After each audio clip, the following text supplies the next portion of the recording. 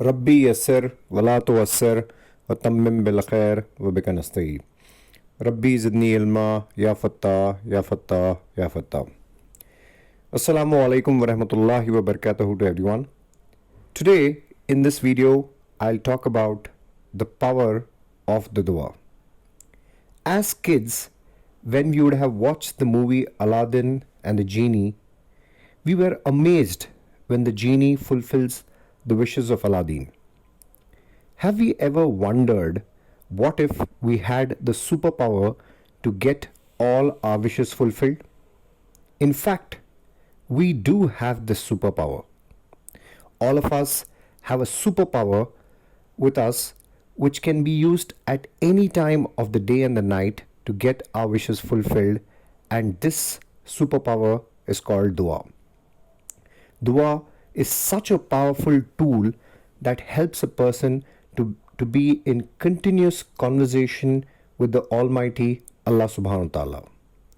Dua is a means of declaring that we are fully dependent on the one and only creator of this entire universe for all our needs, however small or big they are. Dua is one of the biggest signs of a person's faith or iman and the person's belief that everything comes from Allah subhanahu wa ta'ala alone and no one else. Dua is the backbone of our namaz. There is a hadith of Rasulullah sallallahu alaihi wasallam which says that Allah subhanahu wa ta'ala is angry with a person who does not ask him, as this is the sign of arrogance. So please remember that Allah subhanahu wa ta'ala listens to our duas and answers every dua made by the right intention and sincerity. There is some basic conditions for a person's dua to be answered and for the acceptance of dua. I will mention a few of these conditions. First, ask sincerely from the bottom of your heart. Sincerity is the number one factor for the dua to be accepted. Show desperation of your needs when you want your dua to be answered, and have a firm belief that the one and only creator of the universe, Allah subhanahu wa ta'ala, can solve your problems and no one else.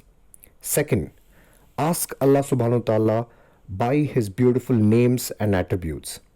Memorize the names of Allah subhanahu wa ta'ala and then make dua using those names. Every name of Allah subhanahu wa ta'ala can be attributed to the situation in our lives that we are going through and want help. For example, the provider, the sustainer, the partner, the guide, and many more. Third, scholars have mentioned that when a person raises his or her hand to make dua to Allah subhanahu wa ta'ala after every namaz, first the person should praise Allah subhanahu wa ta'ala and thank Allah subhanahu wa ta'ala for the countless blessings, followed by which the person should send darood to Rasulullah sallallahu alaihi wasallam, which increases the effectiveness of the dua. And then finally the person should ask Allah subhanahu wa ta'ala what they want. And always remember, include your parents in every dua. Fourth, make the dua for forgiveness immediately when you have sinned and you have realized it. The best dua is the acknowledgement of the sins, admitting the sins, and then making the dua for forgiveness. Fifth, make sure you always make dua for the things you want of the dunya and akhirah. Asking both for the dunya and hereafter, which is akhirah, is extremely important. Sixth, the most powerful dua is during the sajda. Immediately after you have mentioned Subhana Rabbiyal Ala in your sajda, make your dua in your sajda itself. In the sajda, the person whispers to the ground and the Lord of the worlds hear it. Allah Ta'ala listens to every person's dua who calls for him sincerely. Let's talk about the 4 conditions of the acceptance of the dua of any person. First, Allah Ta'ala gives what the person wants and is making the dua for immediately. Second, Allah Subhanahu wa Ta'ala gives the person what they want at the right time when it is most appropriate.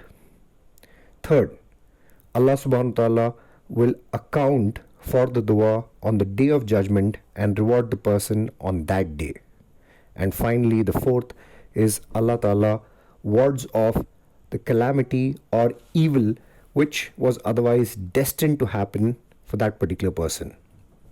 Finally, there are some specific times when there is a higher chance of the acceptance of the dua. And they are during tahajjud, which is during the last half of the night. Second, during the Asr and Maghrib time on Friday. Third, when it rains and the person is asking for sincere dua. Fourth, when a person is traveling.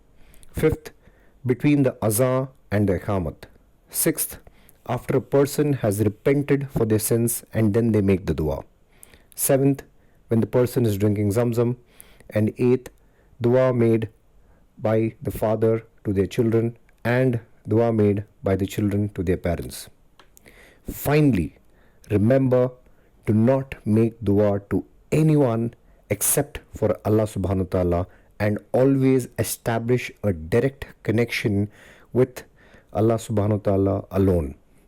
And come what may, do not give up on making dua just because it was not answered immediately. Have patience and always trust Allah Subhanahu wa Ta'ala, the one who loves you more than you love yourself. Thank you so much for watching. Jazakallahu khair.